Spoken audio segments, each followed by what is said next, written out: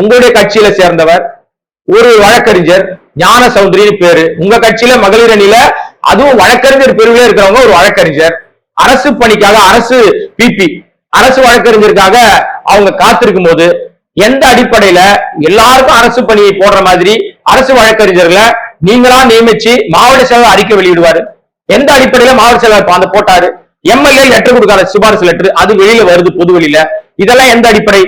அதோடு இல்லாம இந்த வழக்கறிஞர் பிரிவு அந்த வழக்கறிஞர் நியமிக்கப்படுவதற்கு 3 லட்சத்துல 30 லட்சம் லஞ்சம் வாங்கியதாக 150 கோடி ரூபாய் ஊழல் நடந்திருப்பதாக ஒரு வழக்கறிஞர் பொது வெளியில வீடியோ போடுறாரு.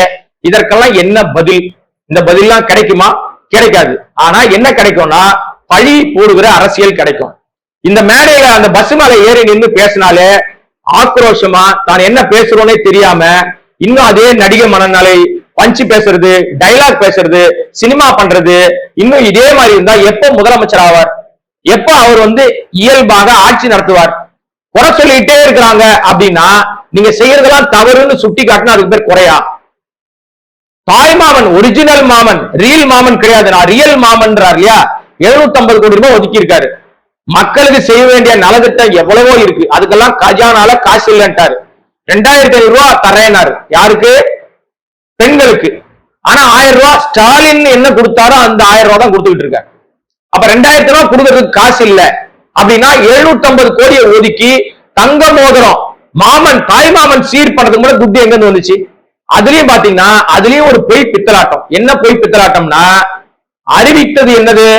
தமிழ்நாட்டில் பிறக்கிற அனைத்து குழந்தைகளுக்கும் தாய் மாமன் சீராக 1 கிராம் தங்க மோதிரம் பரிசீலிக்கப்படும் அப்படின்னு தேர்தல் வாக்குறுதியாக சொன்னவர் இன்றைக்கு ஜெயிச்சு வந்த உடனே அரசு மருத்துவமனையில பிறந்தாதான் உனக்கு அந்த 1 கிராம், தனியார் மருத்துவமனையில பிறந்தா நீ குழந்தையே கிடையாதுன்னு சொல்றது எந்த விதத்தில் ஏற்க முடியும்? இதற்கு விடை சொன்னாரா? சொல்லல. ஆனா நான் தாய் மாமன் சீர். ஆனா அதுக்கு முன்னாடியே ஒரு பெரிய நகைக்கடை ஓனரோட மகனை தனியாக இவர் சந்திச்சு போட்டாலா எடுத்துக்கிட்டாரு. அந்த நகைக்கடை ஓனருக்கும் இவருக்கு என்ன பழக்கம்? முதலமைச்சர் சந்திக்க வந்தாரு. சந்திச்சு வந்த மறுநாளே தாய்மாமன் சீர் அறிவிக்கிறாரு. அப்ப இந்த நகைகள் எல்லாம் அந்த நகைக்கடையில கொள்முதல் செய்யப்படுமா? நமக்கு தெரியாதுங்க, சந்தேகத்தை எழுப்புறேன்.